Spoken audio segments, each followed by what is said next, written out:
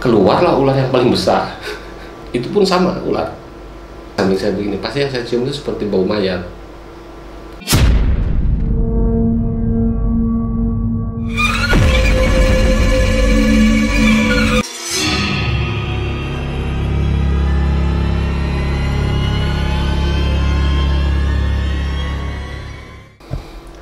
Assalamualaikum warahmatullahi wabarakatuh. Waalaikumsalam. Selamat malam sahabat-sahabat JMO. Hal-hal supranatural erat kaitannya dengan gaib. Malam hari ini saya akan menanyakan kepada Mas Sudi tentang pengalaman pribadi dia selama mencari hal-hal supranatural. Mas Sudi, Ya. ada pengalaman apa? Kalau kemarin Mas Nanang kan pernah bertapa di Gua Langse Partetis. Kalau Mas Sudi mungkin ada pernah bertapa juga atau gimana? Bisa diceritakan nggak pengalaman itu? Kalau emang pernah bertapa ya? Kalau bertapa sih saya nggak pernah. Cuman pesan guru saya kan, orang itu harus melatih sampai sejauh mana batas kemampuan. Jadi saya anggap yaitu riadoh saya lah. Ya ada. Bukan bertapa sebenarnya. Kalau tapa sendiri saya nggak tahu. Itu riadoh bagiannya. Nah, jadi riadoh itu menguji batas kemampuan. Misal Mas Bagus ini biasa ngangkat beban 20 kilo. Lama-lama jadi 50, lama-lama jadi 100 kilo. Orang umum katakanlah mampunya cuma 20 kilo, tapi Mas Bagus bisa 100 kilo. Ini sebenarnya udah supranatural seperti itu. Kebiasaan-kebiasaan yang melampaui kebiasaan umum itu supranatural. Ada nggak yang gaib-gaibnya? Ya kadang ada gitu. Kadang ada. Kadang. Pernah nggak? Tanya Ya, pernah nggak? Sering. Sering. Boleh nggak ceritain pada teman-teman supaya teman-teman punya apa ya, punya wawasan juga. Apa ya? Oke, saya ceritakan mungkin yang salah satu pengalaman saya di Jawa Barat ya.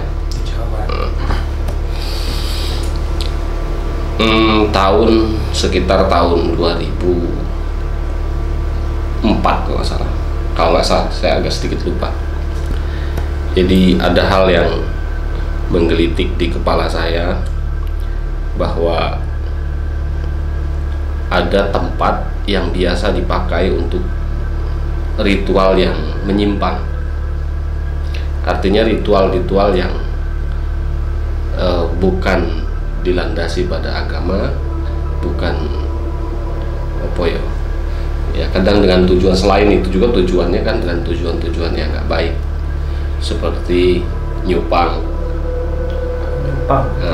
Nyupang itu jadi bersekutu dengan makhluk gaib untuk memperoleh harta. Ada juga yang datang ke situ dengan tujuan jabatan dan sebagainya. Tetapi yang banyaknya itu orang datang ke tempat itu tuh untuk nyupang, Bersekutu dengan makhluk gaib. Nah, saya dikasih tahu sama salah seorang guru bahwa di tempat A ada 3 sebenarnya. Yang satu di Jawa Tengah, yang satunya itu di Banten, satunya di Jawa Barat. Karena posisi saya memang domisili di Jawa Barat gitu. Asli Jawa Barat lah ya. Walaupun saya sebenarnya masih tinggal di Jawa Timur gitu. Akhirnya saya pilih Jawa Barat. Nah, ketika saya datang ke tempat yang dituju ini di Kabupaten Sumedang, saya kasih tahu kabupatennya aja ya. Kabupaten Sumedang di lereng Gunung Tampung, Mas. Ya. Akhirnya saya datang situ. Sambil merokok apa? Gak apa-apa, silakan. Saya datang ke situ, saya berusaha ketemu dengan salah seorang juru kunci. konon salah seorang juru kunci yang paling lama itu, yang paling mengerti tentang hal segala sesuatu yang ada di tempat itu. Jadi waktu itu yang informasi yang saya terima bahwa ada 3 juru kunci di situ, yang satu perempuan, yang 2 ini laki-laki. Tetapi yang satunya ini yang paling tua, udah kakek-kakek, memang udah sepuh. Saya berusaha untuk ketemu kakek ini sampai 4 hari saya baru bisa ditemuin sama dia. Saya nggak tahu kenapa beliau nggak mau nemuin saya. Akhirnya pas hari keempat saya baru ditemuin. Singkat cerita, ketika dia bertemu dengan saya, dia bertanya apa keperluan saya, maksud dan tujuan saya. Mungkin karena tujuan saya ketika nyampe situ itu ditanyanya beda dengan yang lain, jadi beliau ini agak berat menerima saya. Jadi mungkin yang lain kan ketika ditanya tujuannya apa, tujuannya buat nyupang katakanlah, atau buat jabatan lah. Saya ke situ dengan jawaban saya apa? Saya pengen tahu. Kalau misal ada hal yang baik di dalam diri saya pengen itu saya peroleh gitu loh.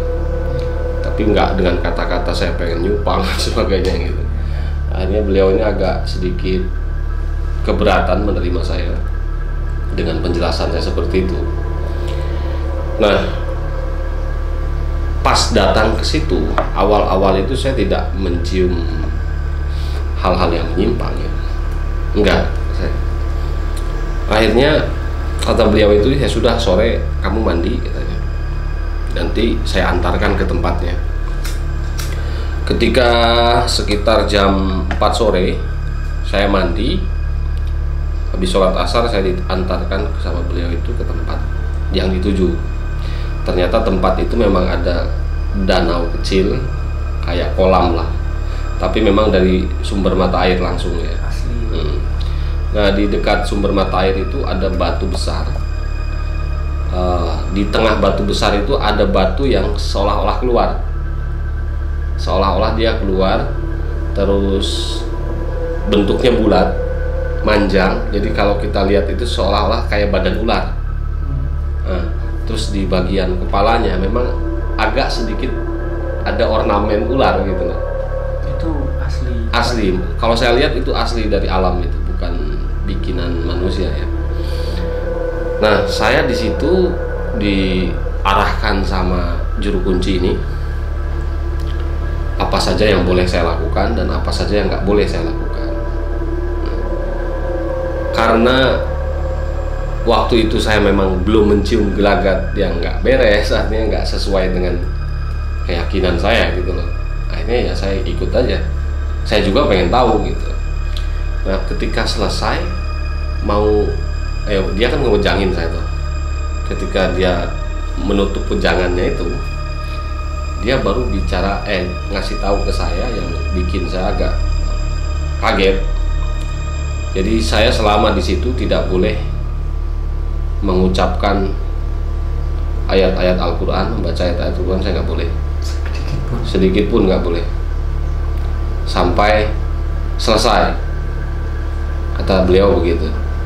Karena saya udah terlanjur posisi di situ, ya akhirnya saya iyakan. Nah, kakek ini balik setelah itu. Saya ditinggal di situ. Walaupun sedikit di dalam hati saya nggak nyaman. Artinya nggak nyaman itu kenapa sih saya nggak boleh baca istighfar, nggak boleh apa, jadi ngapain saya di sini gitu loh kan. Justru saya dikasih bacaan-bacaan yang semacam mantra gitu, yang bahasanya ini agak sedikit Sunda, tapi Sunda lama kayaknya itu. Karena saya sebagian nggak mengerti itu kata-katanya. Nah, masuk maghrib saya sholat di tempat tersebut. Saya wudhu di kolam itu, saya sholat di situ. Tapi tetap tak lakonin yang dia perintahkan, suruh baca ini, saya tetap lakonin. Tetapi sholat pun saya jalankan gitu. Nah, hari kedua saya tetap seperti biasa. Nah, kakek ini biasanya nengok saya itu setiap habis asar. Setiap habis asar dia biasanya datang. Nah, selama berhari-hari saya di situ tuh sebenarnya tidak ada kejadian-kejadian yang apa ya, yang membuat saya ketakutan sebenarnya. Tetapi pas malam ke-7 ini agak sedikit membuat saya kaget juga waktu itu. Jadi kalau mungkin saya buat jamnya, saya perkirakan mungkin malam itu tuh sekitar jam 11 malam kejadiannya. Saya duduk, saya kan disuruh sama beliau itu duduk menghadap ke batu tersebut sambil membacakan mantra. Akhirnya saya baca, terus saya pun disuruh membakar dupa di sini. Ya apa sih yang panjang dupa? Ya setiap saya mau ritual membaca itu saya harus disuruh membakar itu. Akhirnya ditaruh di situ. Ini kalau saya pikir waktu itu mungkin saya posisi itu setengah sadar setengah enggak, antara tidur sama enggak mungkin ya. Saya sedang duduk bersila, tapi kalau misal saya menyadari ada ular-ular kecil nyamperin ke saya, berarti kan saya seolah-olah mimpi nih. Kalau nggak mimpi saya ngeliat langsung mungkin kan. Tapi ketika saya pikir, saya berpikir ke flashback gitu.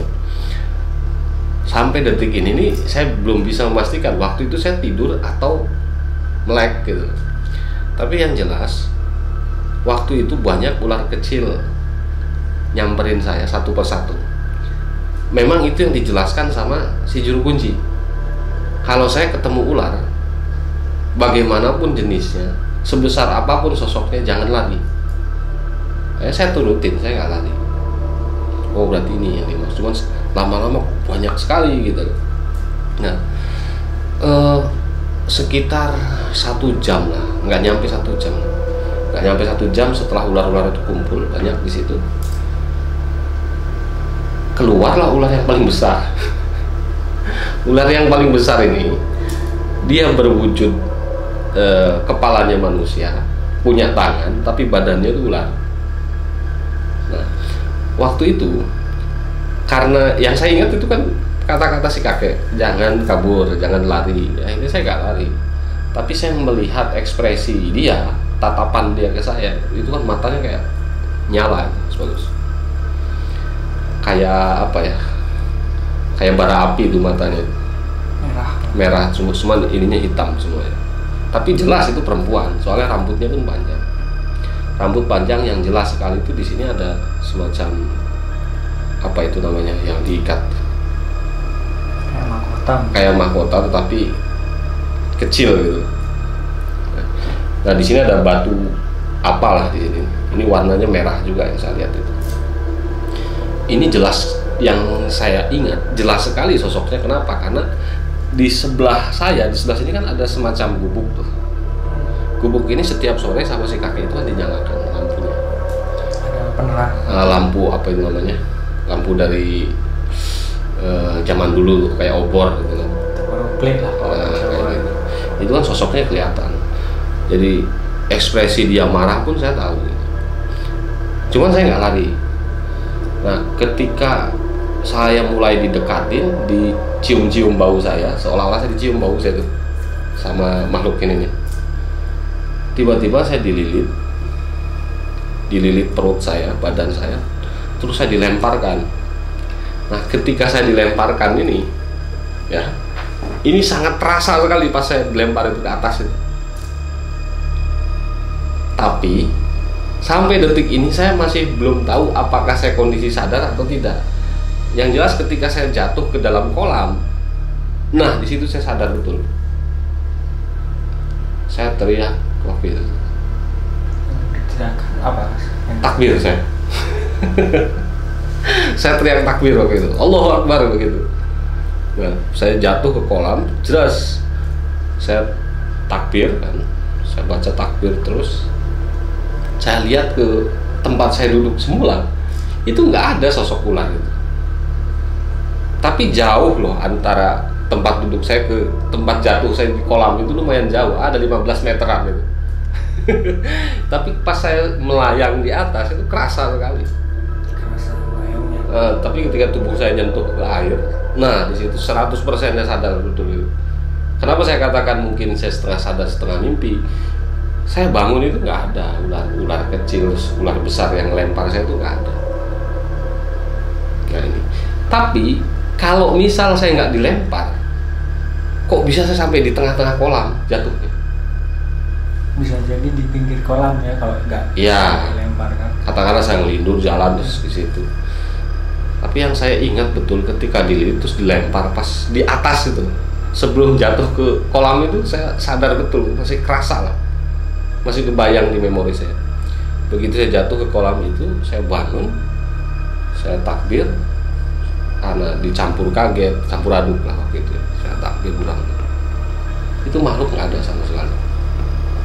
Akhirnya setelah itu saya memilih untuk bergeser dari tempat yang disuruh si kakek itu.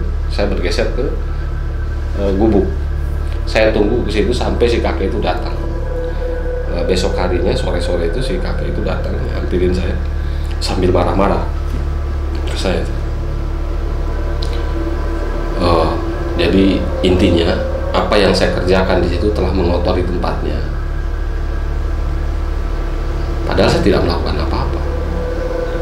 Cuman memang ya saya sholat ya, saya zikir ya, saya habis sholat. Udah gitu doang. Yang lainnya ya saya kerjakan seperti yang dia maksudkan gitu. Nah, akhirnya saya tanya ke si kakek, emang orang kesini tujuannya apa aja kayak gitu. Dia ngasih keterangan begini gini. Berarti ini persis seperti yang diperintahkan guru saya gitu. Akhirnya saya minta maaf. Kalau saya misal dianggap ngotorin di tempat ini, ya saya minta maaf. Akhirnya saya pamitan waktu itu. Setelah saya pamitan, saya tuh karena belum puas sebenarnya. Saya tuh belum puasnya apa? Karena belum tahu sebenarnya itu tempat apa sih yang aslinya gitu.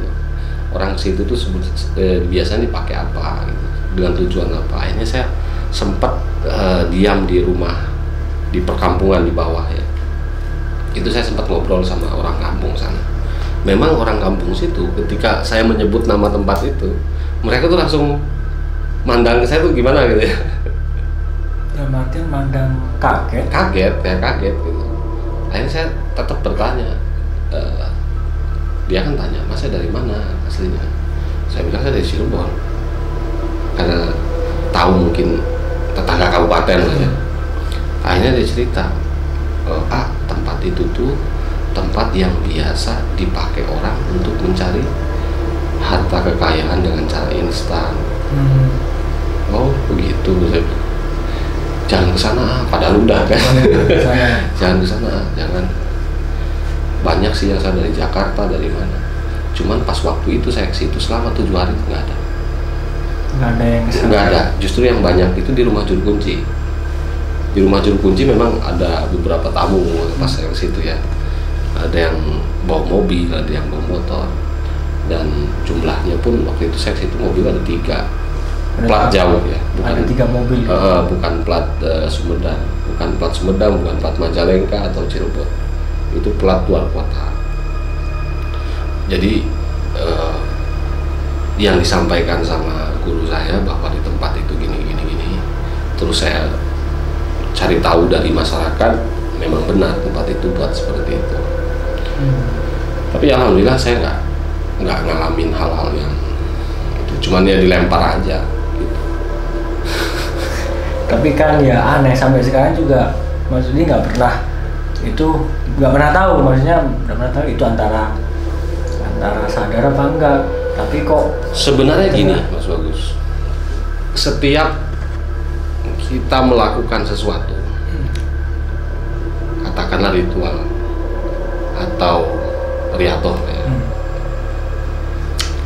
itu klimaksnya itu sama persis seperti itu, antara mimpi sama enggak. Cuman yang didapatkan di tempat tersebut saya kan dilempar. Seperti itu kan. Sebenarnya momen-momen setengah sadar setengah enggak itu cuman enggak cuman di tempat itu. ketika di Majalengka dulu,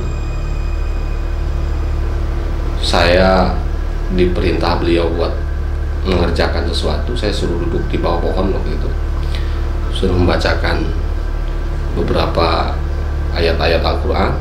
Jadi beda kalau yang Iya. ini kan.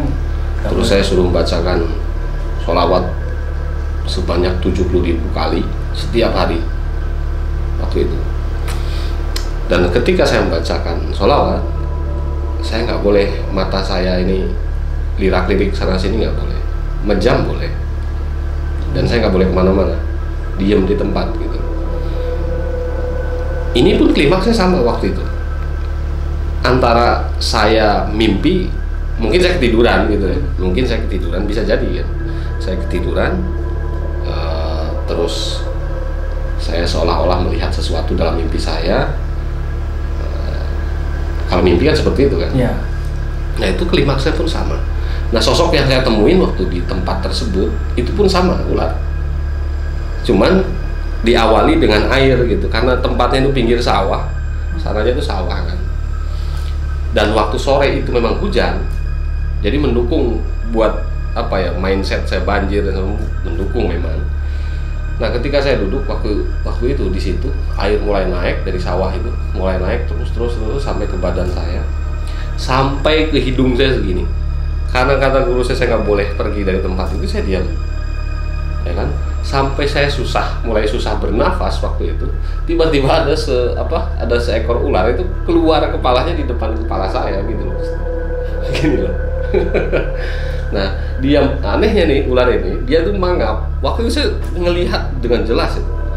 Mangap, terus di dalam sininya tuh kayak ada perhiasan kayak apa ya? Kayak diamond lah, kayak mustika mungkin gitu.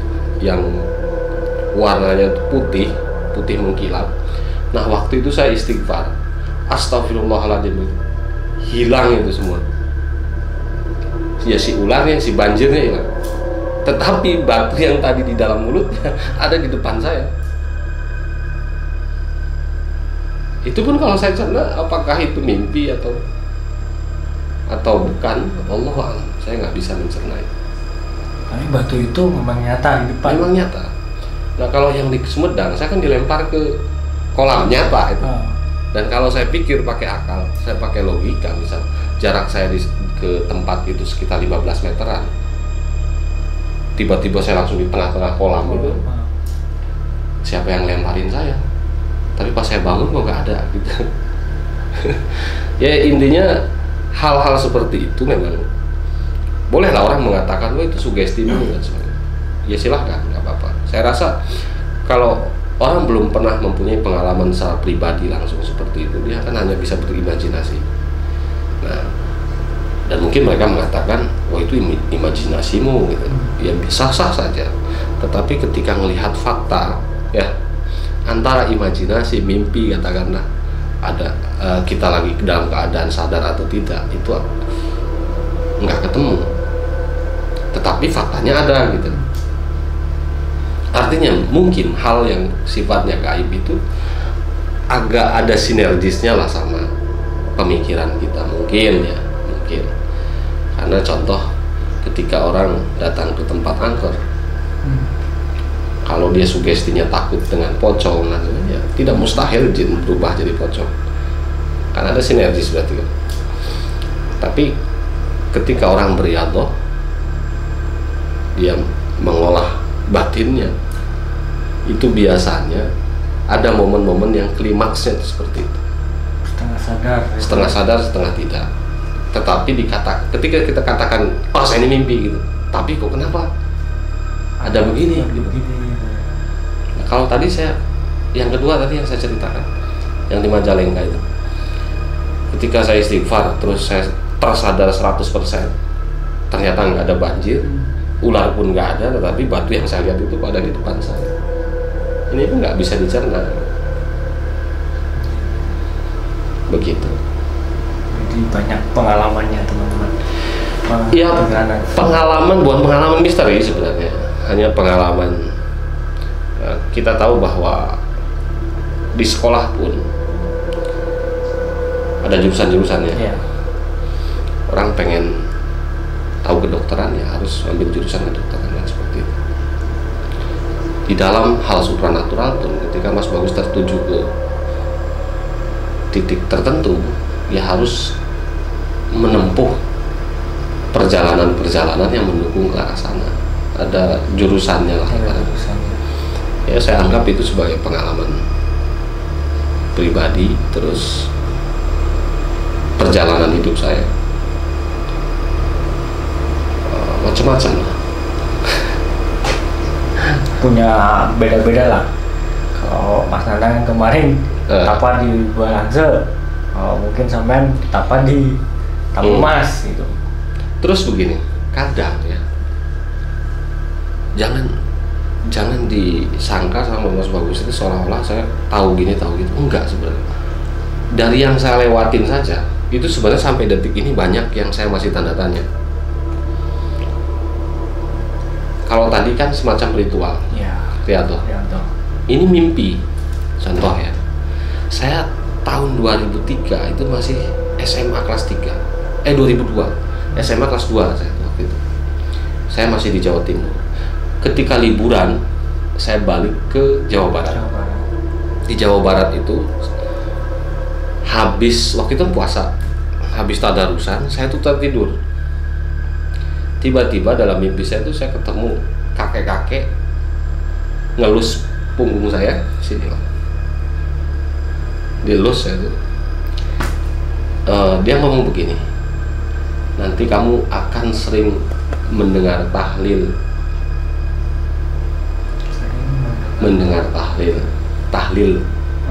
kalau ada kalau ada orang yang meninggal. Saya terbangun, maksudnya apa gitu. Saya nanti bakal sering mendengar tahlil kalau ada orang meninggal. Ya wajar, biasanya kan di kampung ada yang meninggal tahlilan, yang ini tahlil biasa kan. Waktu itu belum bisa saya cerna apa, dan saya anggap itu mimpi. Mimpi saya tidur sambil di kursi. Saya anggap mimpi biasa aja gitu. Tetapi setelah beberapa hari, jam 11 malam ceritanya Mas Bagus, ada yang meninggal. Belum meninggal sebenarnya, tapi dari jam 9-an saya tuh di telinga saya tuh kayak mendengar orang banyak tahlil. Padahal nggak ada yang tahlil. Terus ternyata benar ada yang meninggal, tapi waktu itu masih belum ngeh saya. Sampai kejadian ketiga kalinya saya tuh mulai paham nih, berarti mimpi saya waktu itu ada benernya gitu loh. Sampai akhirnya saya tuh sempat saya cari itu sumbernya di mana. Sumber dari anak-anak gitu, sama anak-anak. Sumber dari bacaan tahlil ini yang terdengar. Ya, karena jelas banget. Pas saya selusurin sama anak-anak itu, ternyata sumbernya itu di makam desa yang tua gitu.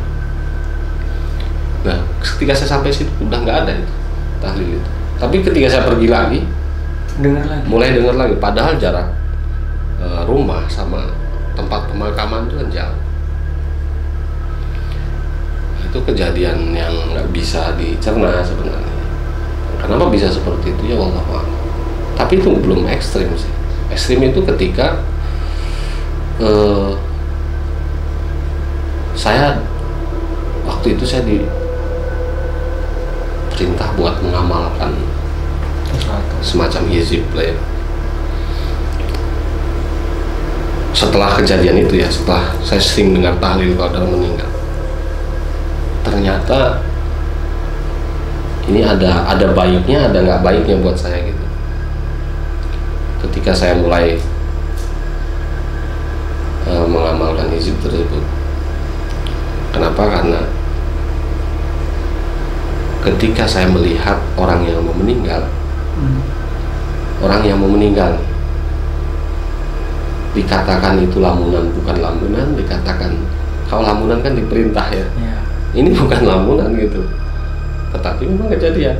Jadi kalau saya melihat orang yang mau meninggal, biasanya tuh ada di belakangnya ada kayak sosok, tapi nggak ada wajah, semua serba putih, kayak bayangan. Tahu di film kartun Casper, Ya. ya Ya. bersosok gitu sampai ke bawah. Ya model baju lah, ini memang bener model baju, cuman wajahnya nggak ada. Awalnya pun saya nggak tahu itu ciri buat apa awalnya, tapi setelah 1 kali, 2 kali, 3 kali, akhirnya saya bisa nyimpulkan kalau saya melihat orang yang di belakangnya ada sosok begini, berarti orang meninggal gitu. Dan lebih parahnya, menciumnya lebih parah. Kalau sosok ini bisa saya hilangkan ketika saya komplain, saya komplain sama guru saya nggak mau gitu loh. Ya memang nggak ada, tapi untuk penciuman ini nggak bisa sampai sekarang. Sampai sekarang Nggak bisa. Misal Mas Bagus mau meninggal besok atau lusa gitu, duduk di samping saya begini, pasti yang saya cium itu seperti bau mayat yang sudah dikafani, itu baunya kan khas gitu. Pasti seperti itu bau. Atau saya nengok orang sakit, ya Mas Bagus kan lama di sini dan saya pasti tahu kan. Kalau saya nengok orang sakit terus langsung pergi, terus saya ngomong rawat yang baik gini, ya kan nggak mungkin juga saya ngomong mau meninggal itu. Iya, betul. Nggak mungkin juga kan. Kalau bau itu sampai detik ini saya nggak bisa ngilangkan. Padahal cuman kalau kena bau-bau yang ini kan Ya. sensitif banget. Ya. Jadi baunya itu khas, bau mayat loh. Dan sebenarnya nggak nyaman buat saya. Nggak nyaman. Dulu ada kejadian di mana, di Sumatera. Saya pernah cerita. Jangan yang di Sumatera, terlalu ini ya. Yang di Jombang aja lah. Yang itu. Kan ada temen tuh kenal sama itu juga kan. Iya. Ada orang ziarah waktu itu. Saya lagi duduk di depan rumah sama dia, temen itu. Saya ngomong, saya sering cerita ke dia, curhat lah. Saya bilang, Mas, itu orang ziarah kok diikutin yang wujud putih nggak ada muka semua gitu. Akhirnya, oh masa sih Pak? Ini pasti mau kecelakaan menurut saya, soalnya banyak ya gitu. Akhirnya, Pak masa sih, kata dia. Ya semoga aja enggak. Akhirnya kita ngopi, lanjut ngobrol. Ternyata jam berapa ya? Jam 1-an lah, jam berapa? Terdengar tuh kabar dari tukang parkir. Mobil tadi kecelakaan di Mojokerto, langsung dang, kan bener. Sekali lagi pas kejadian di jalan depan pesantren, itu kan ada warung tempat anak-anak nongkrong, beli mie, kopi gitu. Ada warung yang kita manggilnya itu warung angsle. Kita biasanya kalau malam sering nongkrong situ, minum kopi, kalau nggak makan angsle kan gitu. Ada anak muda bawa motor kencang, datang ke warung, pergi lagi, digas-gas juga motor itu. Saya ngomong ke teman saya situ, itu orang mau mati itu. Yang ini. Iya, itu orang mau mati itu. Cuman teman saya nggak begitu ngegubris kan. Begitu depan pesantren ada truk lewat, jegret, tabrak, perutnya kelindes truk pasir itu. Nah di situ, lu sih ngedoain nggak bener, kata dia temen, lu sih ngedoain nggak bener gitu. Saya bukan ngedoain nggak bener, emang yang saya lihat itu ada seperti itu gitu. Cuman teman saya yang satu ini nggak tahu. Beda yang depan rumah tadi, saya cerita depan rumah tadi. Tapi alhamdulillah ketika 2007 itu udah nggak pernah lagi seperti itu. Sangat tidak nyaman. Sangat tidak nyaman. Jadi ada kebaikan dan ada memang keburukan yang ya ada positif negatifnya. Positif negatif. Cuman ya gimana lagi ya? Karena perintah guru, ya tetap saya baca kan begitu. Cuman kalau misalnya saya dapat seperti itu buat apa gitu. Waktu itu sih waktu awalnya beliau doakan bau sama sosok itu nggak ada. Pertama kali. Iya, nggak ada. Cuman masuk 3 bulan lah, sosok itu nggak ada, tapi bau ini tetap sampai sekarang. Kalau saya nengok orang sakit, pasti di luar itu saya dalam hati tuh semoga nggak Udah semoga nggak mencium begitu.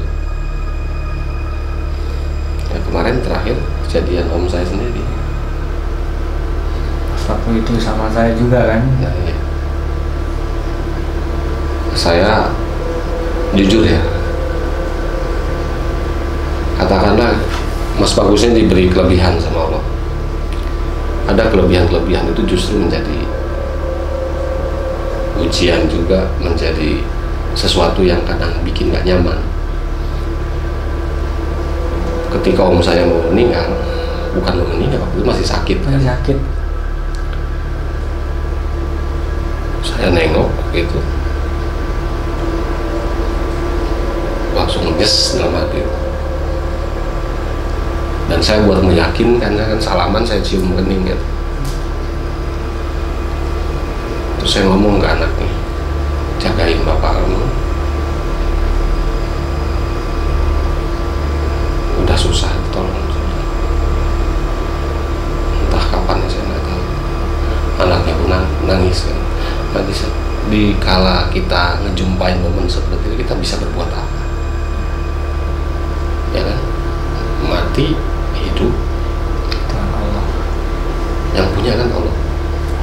Tapi ketika kita seolah-olah mendapat gambaran seperti itu, apalagi keluarga sendiri, balik dari rumah sakit mampir ke rumah ini ya, dia pengen ini, saya perhatikan, pengen nangis, cuman saya tahan gitu. Sampai masuk rumah sakit lagi, dan ya begitu. Ya. Oke. Nah, intinya gini. Apapun itu ya, kita mempunyai harta pasti diuji dengan hartanya. Kita mempunyai ilmu diuji dengan ilmu. Mas Bagus punya mobil ya diuji dengan mobil. Mas Bagus punya motor diuji dengan motor. Semua seperti itu. Jadi ketika kita mempunyai sesuatu, entah itu ilmu, entah itu barang itu ya berupa harta juga. Berarti kita harus siap gitu. Jadi jangan, mungkin ketika kita nggak punya uang nih, membayangkan orang yang punya duit kan enak tuh, wah gitu kan. Atau ketika kita menjadi orang umum biasa, nggak tahu tentang hal-hal supranatural, membayangkan yang mempunyai pengetahuan dan supranatural, seolah-olah wah gitu. Padahal tidak seperti itu. Jadi nggak mungkin keliru. Nah, kita punya mobil diuji dengan sepeda ontel, nggak mungkin. Ya pasti dengan benda yang kita punya seperti itu. Tergantung kita pemakaiannya seperti apa. Kalau pemakaiannya benar ya insya Allah awet. Kalau pemakaian nggak benar ya begitulah. Oke. Saya rasa cerita misteri saya nggak ada, cuma begitu pengalaman yang berbau dengan misteri sampai sekarang. Oke, teman-teman, terima kasih Mas Rudi sudah share pengalamannya. Sama-sama. Untuk video kali ini. Mungkin nanti kita akan lanjut ke video-video selanjutnya tentang pengalaman-pengalaman yang lain, agar teman-teman semua mendapatkan ilmu dan share lah wawasan juga. Jangan lupa subscribe, like, komen, tetap di Jejak Malam Official. Saya Gus Ari, Mas Rudi undur diri. Assalamualaikum warahmatullahi wabarakatuh. Waalaikumsalam.